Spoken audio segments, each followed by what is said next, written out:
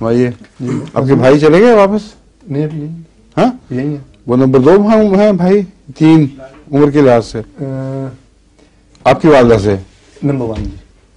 یہ سب سے بڑے سب سے ہیں بڑے. جو کل ملے تھے پرسوں؟ اچھا اچھا ٹھیک ہے. آسٹریلیا سے آئے تھے؟ جی آسٹریلیا سے. آپ کے ساتھی ہوتے ہیں وہ؟ ان کو بھی نہ بلا لیا آپ نے؟ مجھے پتہ نہیں لگ سکا جی. ہاں اچھا. السلام علیکم شاہ صاحب، کیا حال ہے؟ ٹھیک ہے. اچھا پھر آپ کی باری آئی ہے، آپ شروع کریں. حضور سورۃ مزمل میں ورتل القرآن ترتیلا انا سنلقی الیک قولا ثقیلا، اور قرآن کریم کو خوش الہانی سے پڑھا کر ہم تجھ پر ایک ایسا کلام اتارنے والے ہیں جو بڑا بوجھل ہے. ٹھیک ہے. پہلے قرآن پاک کا ذکر ہے، پھر قولا ثقیلا کا ذکر ہے. ان دونوں میں کیا فرق ہے؟ اور اس قرآن ہی کی طرف میں اشارہ ہے. قول ثقیل کسی بیرونی اور کلام کی بات نہیں ہو رہی. قرآن کریم کے متعلق یہ ہے کہ اس کی ذمہ داریاں بڑی بوجھل ہیں، اور اس لیے اس کو کھول الگ الگ پڑھا کر، تاکہ مفہوم بھی لوگوں کو پوری اچھی طرح سمجھ آ جائے اور احکام کو سمجھنے میں آسانی ہو. کیونکہ جس کلام میں ذمہ داریاں سب سے زیادہ ڈالی گئی ہوں، اس کو ٹھہر کر سمجھنا، اس کے مفہوم پر پوری طرح عبور حاصل کرنا، یہ ذمہ داریوں کو ادا کرنے میں ممد ہوتا ہے.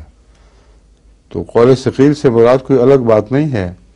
مطلب جو شریعت کا نزول ہو رہا ہے، یہ ایک بہت ذمہ داری کی بہت بوجھل شریعت، ان معنوں میں اس میں بہت اہم چیزیں بیان ہوئی ہیں، اور کبھی کسی شریعت میں اتنی پابندیاں نہیں عائد ہوئیں جتنی اسلامی شریعت میں ہوئی ہیں.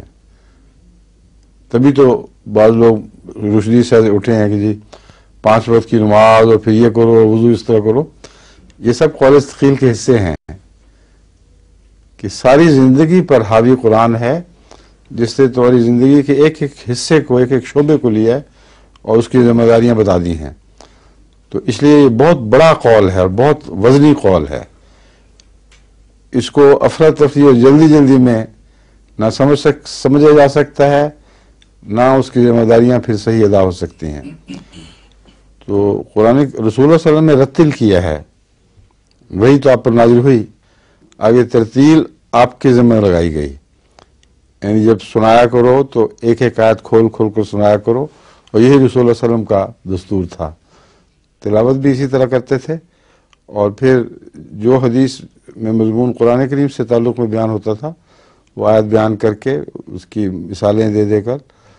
تو رتل میں صرف ترنم نہیں ہے، بلکہ اس کے مضامین کو خوش انداز، اعلیٰ انداز کے ساتھ، ایک دلربا انداز کے ساتھ لوگوں کے سامنے پیش کرنا. سمجھے؟